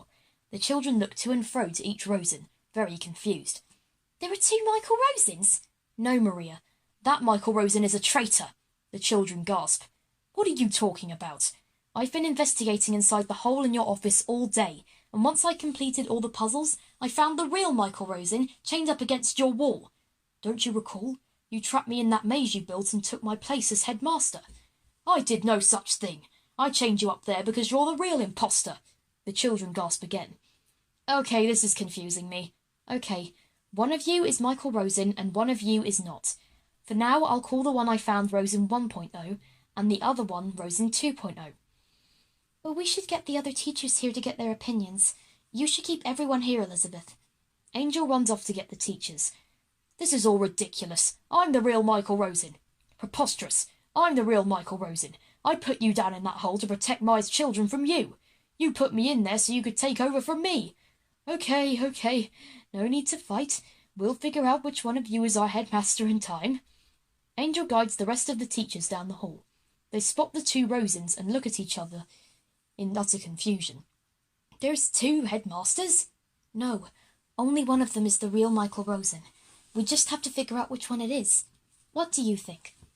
Well, I know, Michael. I think it's that one there. Right, that's one for Rosen 2.0. I think it's the other one. Shall we say 1.0? Yes, Mrs. Henderson. The rest of you can all pick while I get some trials ready in Eckett House Hall. See you there, Rosens. Elizabeth walks away, oogling both of the Rosens as she leaves. Now I'll prove to you that I am Michael Rosen. We'll see about that. We'll see. Inside Eckett House Hall. Everyone gathers in the hall.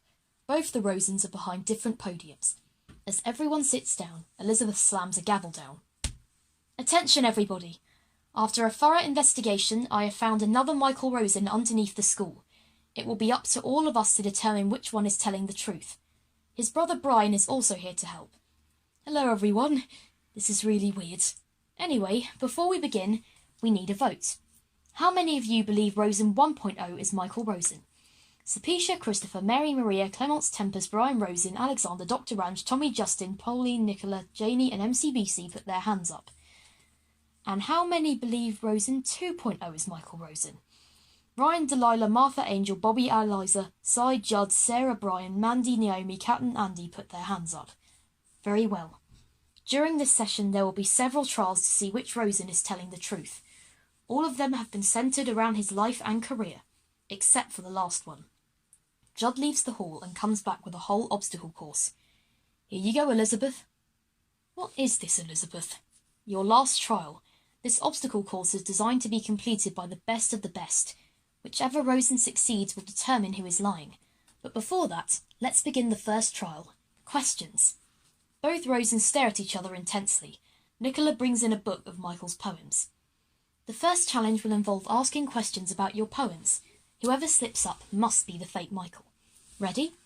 Ready. Ready. The subject of these questions is the Michael Rosen rap. Firstly, when were you born? I was born on the 7th of May. I remember very well that awful day. I was in my mother, curled up tight, though I have to say it was as dark as night. I was so happy, didn't want to breathe. I was so happy, didn't want to leave. Then I hear some people give a shout, one push Mrs. Rosen and he'll be out. Wow. Okay, that wasn't very helpful. We only have one other question, so what did you do at the various stages in your life? When I was 1, I swam the English Channel. When I was 2, I ate a soapy flannel. When I was 3, I started getting thinner. When I was 4, I ate the dog's dinner. When I was 5, I was in a band playing drums. When I was 6, I ate a bag of plums. When I was 7, I robbed a bank with my sister. When I was 8, I became Prime Minister. When I was 9, I closed all the schools. When I was 10, they made me King of the Fools. Okay, that's plenty. I don't think that worked very well, Elizabeth. Yes, they both knew a lot about the poem. Never mind all that. Let's move on to another trial. I have an idea. The real Michael Rosen would know what's happened at Eckett House these last 2 years. Whichever one was chained up must not have a clue. Exactly, Tempest. You came to this school, there was the ginger biscuit incident, Grand Evil's invasion, Martha's joining. Hey, this isn't fair. You're the one that's been up here this whole time. It doesn't mean you're Michael. But clearly the real Rosen would put the fake one underneath the school to protect his students. Who's to say the fake didn't put the real one underneath the school to take his place and fool everyone? That did not help. I'm sorry, Elizabeth. No, don't sweat it. I want to put a stop to trials for now. Everyone turns to Elizabeth, nervous. I want to hear from both Rosens their accounts of why they think they are real and the other is the imposter. Rosen 1.0. Since I believe in you and found you, I'll let you go first. Rosen 1.0 steps into the middle of the room. A spotlight is on him. I was making preparations to open up the school on the day before all the students arrived. A shadowed figure entered the premises and took me into my office, where he revealed a hole. He took me into it and chained me up in this room, before transforming into an exact copy of me and departing, placing a maze between me and freedom. Luckily, a certain student found me and took me back here. You are still very welcome, if you are Michael. Rosen 2.0, what's your account of these events? Rosen 2.0 takes Rosen 1.0's place.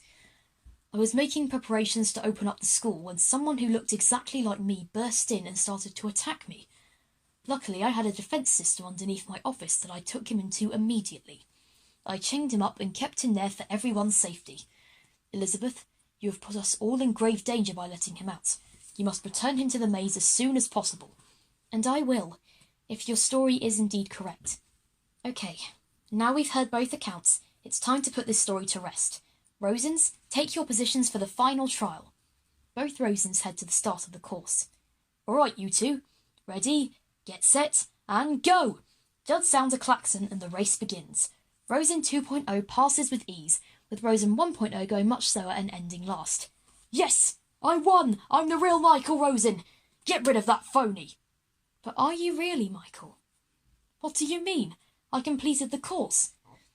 This trial was a trick trial. Michael Rosen is considerably older than us and would have lots of trouble running an obstacle course, which means you must be the fake. Everyone gasps. Rosen 2.0 starts sweating, and Rosen 1.0 looks towards him triumphant.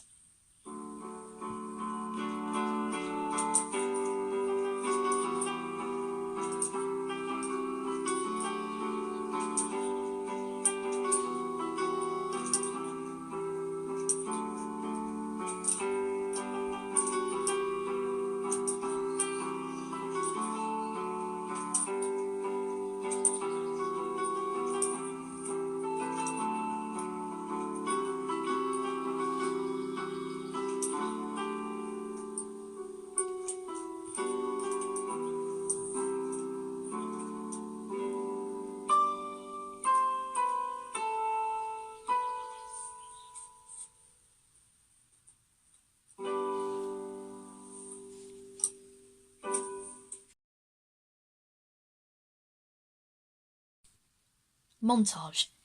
Previously on Eckett House. There are two Michael Rosens? No, Maria. That Michael Rosen is a traitor. This is all ridiculous. I'm the real Michael Rosen. Preposterous. I'm the real Michael Rosen. I put you down in that hole to protect Maya's children from you. It will be up to all of us to determine which one is telling the truth. This trial was a trick trial. Michael Rosen is considerably older enough, which means you must be the fake. Inside Eckett House Hall. Everyone is staring at Rosen 2.0 as he continues sweating. Eventually, he collapses onto his back and pretends to be in pain. Oh, my poor back! Give it a rest. We already know that you're the imposter. Now reveal yourself. Rosen 2.0 stands up and grabs Elizabeth around the neck. His voice is now considerably deeper.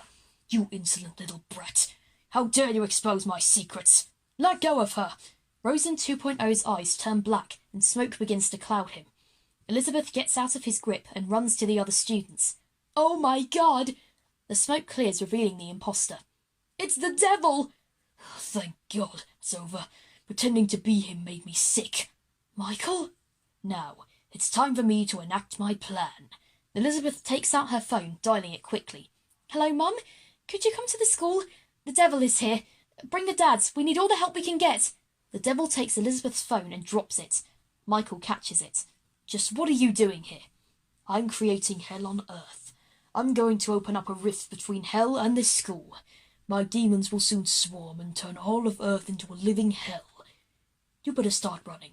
Everyone gasps off screens and runs out of the hall. Sai is about to join them when the devil scoops him up. But what do you want with me? I'm sparing you. Your performance as me was pleasing. Thank you. Inside corridor. Everyone rushes through the corridor, desperately looking for a way to handle the situation. You see, I told you I was Michael Rosen. And to think this entire time the literal devil was our headmaster. Wait, where's Cy? The devil must have him. We've got to save him. Not before we come up with a plan. We have to think carefully. This is the devil, Satan, Lucifer. He's probably even worse than Grand Evil was. Elizabeth, we were wrong. We shouldn't have tried to stop you going into that hole. We don't have time for apologies, Ryan. The devil has Cy, and he's going to create hell on earth.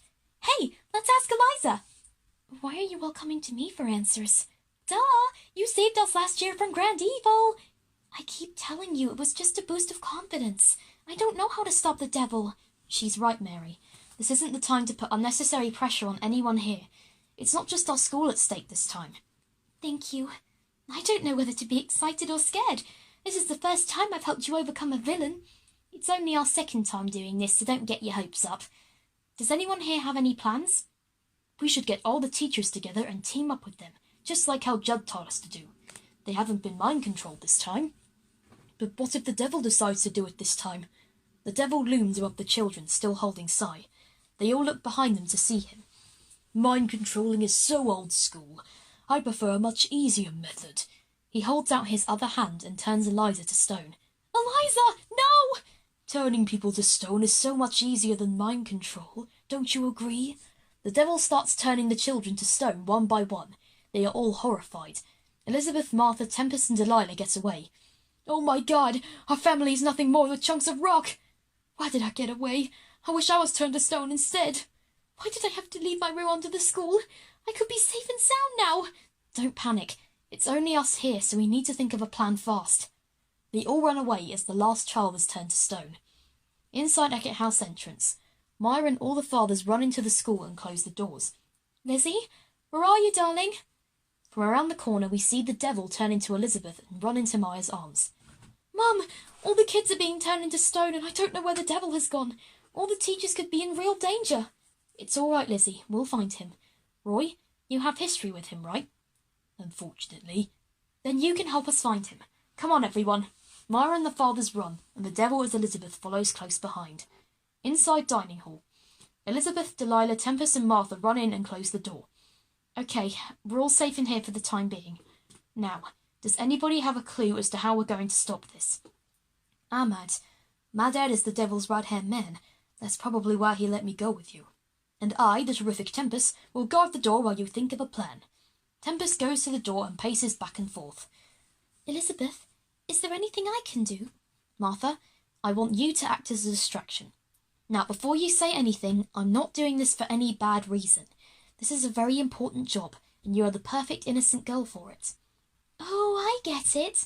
You want me to be sickly sweet to distract him if push comes to shove. Exactly. I know you can do it. Delilah, let's come up with something quick. Inside corridor.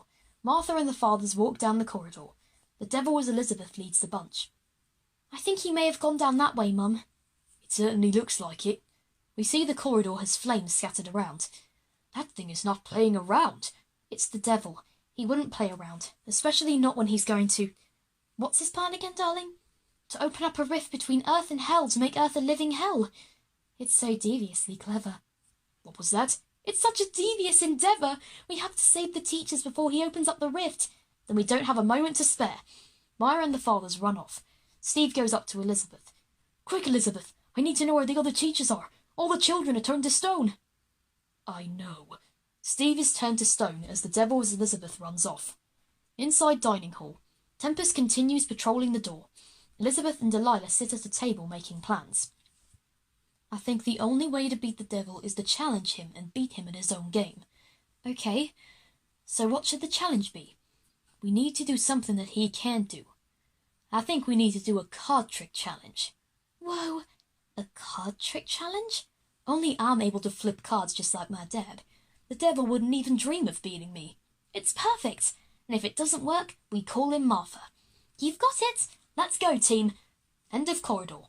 Everyone reaches the end of the corridor. A dead end. Where is the devil, then? The devil as Elizabeth turns around and her eyes turn black. Right here. Elizabeth? The devil holds his arms out and a portal to hell opens up. What is that? My home, and soon you'll be a part of it. The devil turns back as Elizabeth and her team arrive. Elizabeth? What's going on? The devil turns Mya to stone. Mum! Elizabeth runs to her mum and hugs her.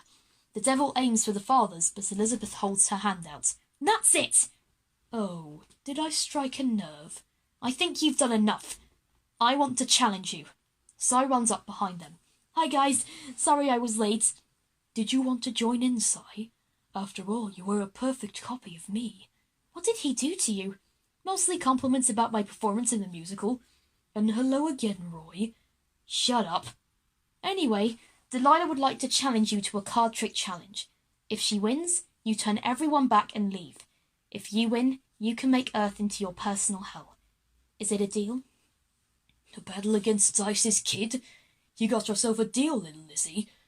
The devil turns into Delilah and takes out a deck of cards. Oh, crud. Ready to duel? Ready when you are. The two start shuffling and flipping the cards. The devil is a lot better than the team first thought, and they start to get worried. Are you going to need me soon? Just wait a moment more. The devil does one final trick, and Delilah backs away, dropping all of her cards. What? You didn't think I learned from you growing up, Delilah? Of course. Sorry, Elizabeth, I never counted on that. It's okay, Delilah. Martha? Martha steps up, and the devil begins to smirk. Well, well, well. Who might this be? My name is Martha Cunningham, and I want to be your friend. Wait, what? It's okay. Everybody can change. Why don't we make some daisy chains and frolic in the fields? Ah! Angelic stuff! My only weakness! We should get matching friendship bracelets and matching frocks. Yes, Martha, keep going. How do you feel about having a fluffy dog and eating cotton candy? Enough! Stop, please! The devil turns back into himself. Fine, you win, but I'll be back. Mark my words. You'll regret the day you ever challenged me. The devil disappears in smoke, and the people turned to stone return to normal, all running to hug Elizabeth. The portal to hell closes. Elizabeth, you saved us. Don't thank me. Thank Martha. She was the one that said all the sappy stuff to him. Thank you, Martha. Oh, you're very welcome.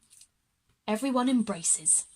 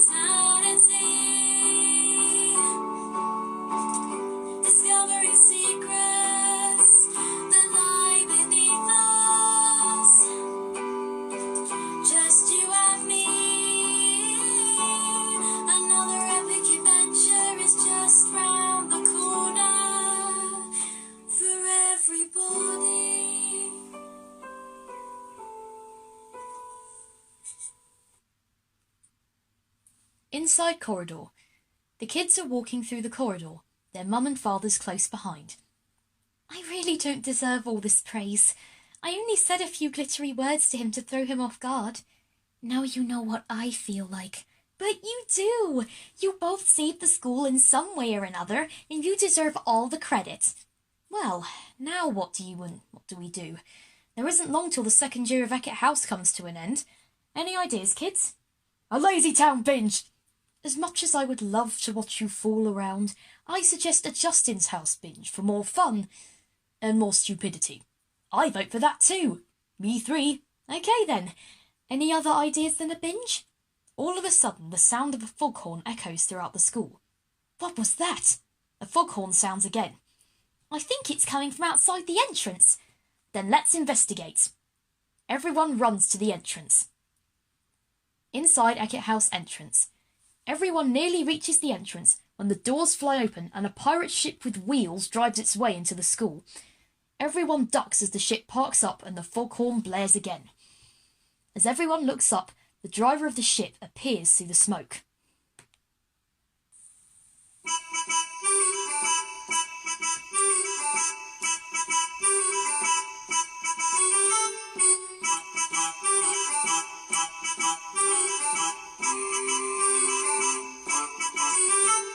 What a fine school this is, the General is my name.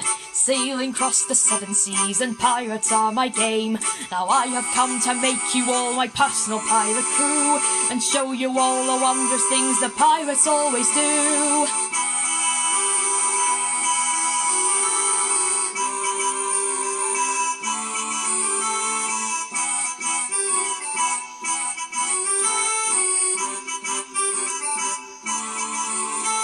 I've travelled on such far and wide to find some brand new pals, staying up day and night to search for guys and gals.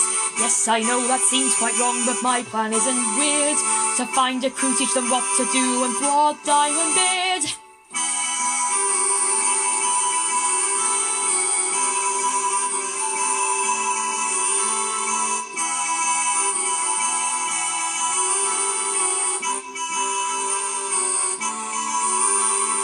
People say I have a big ego,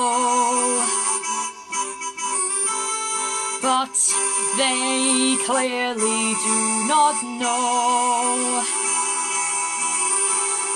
I'm the greatest pirate of them all. I'll conquer enemies both big and small.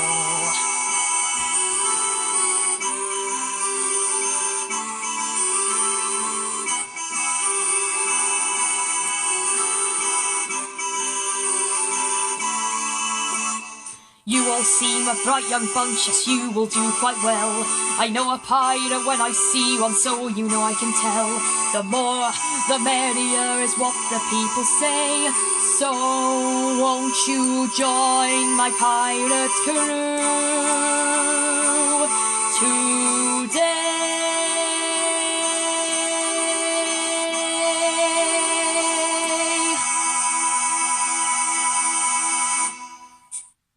Everyone looks on confused as the General jumps down from his ship, his ego showing to a dangerous degree. So, how was my intro song? Too fast, too slow, too long? I want some feedback, people! Here's some feedback. Who are you and who is Diamondbeard? Well, I thought the song explained that, but I am the General, the most amazing pirate to sail the 7 seas, and I have come to invite you to join my pirate crew. Yeah, and the pirate with the biggest ego. Hey, young lassie, I do not have a big ego. I know people with big egos, and you definitely have one. Anyway, does anyone want to join my crew? Anyone?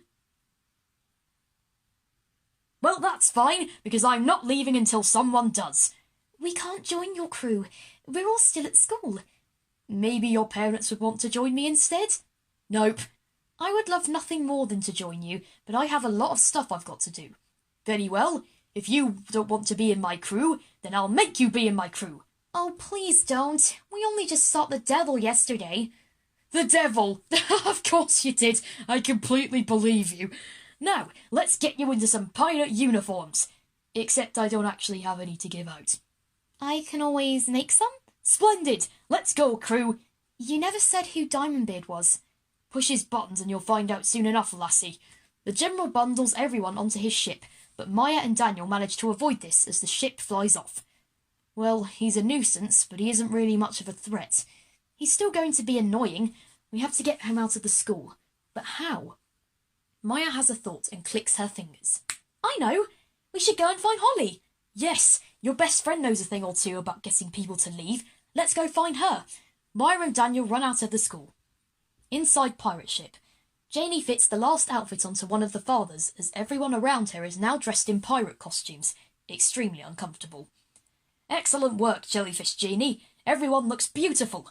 Now I need to give all of you pirate names. Do we really have to go through with this? Let's just deal with it for the time being. It can't be any worse than yesterday.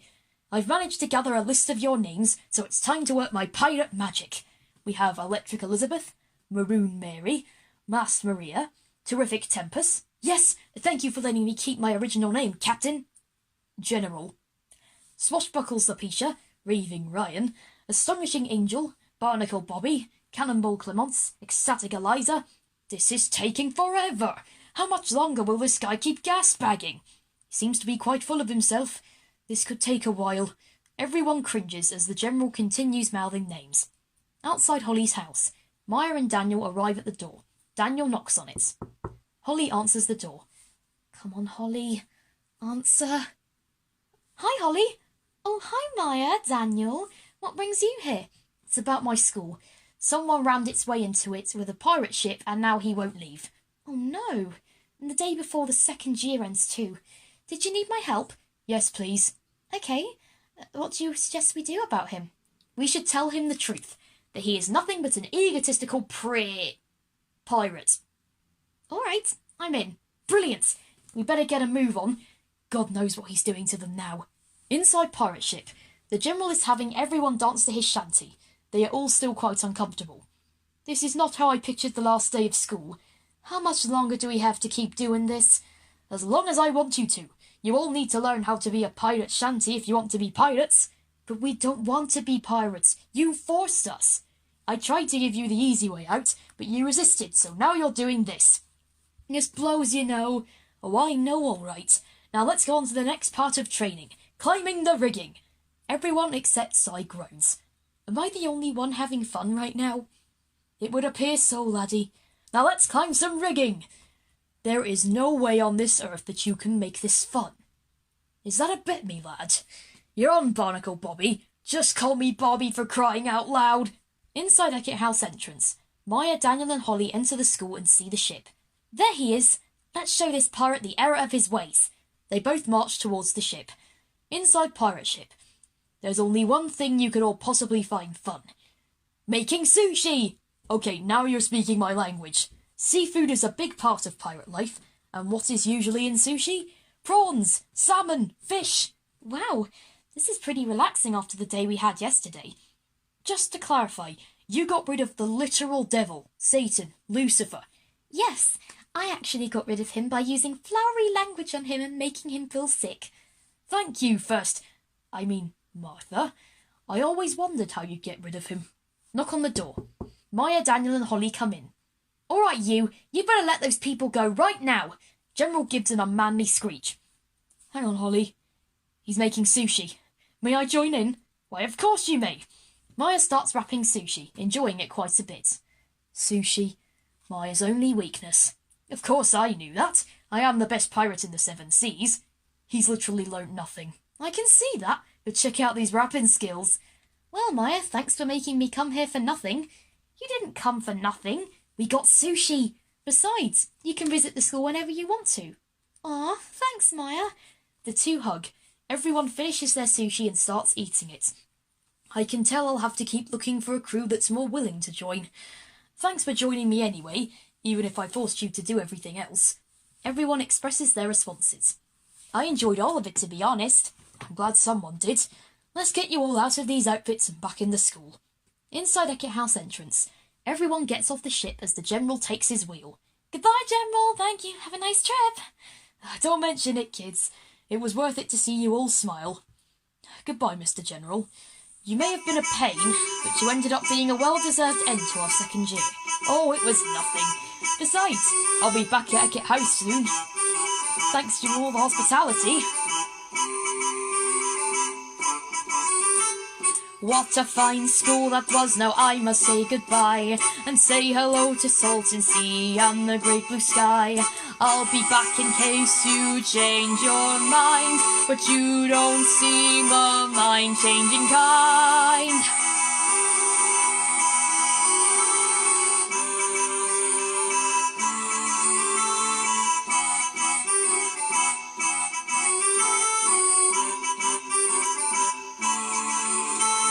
You all seemed a bright young bunch, I know you will do well. The General will remember you for long, I can tell. But now our time is at an end, sound the final bell. Now it's time for me to say farewell.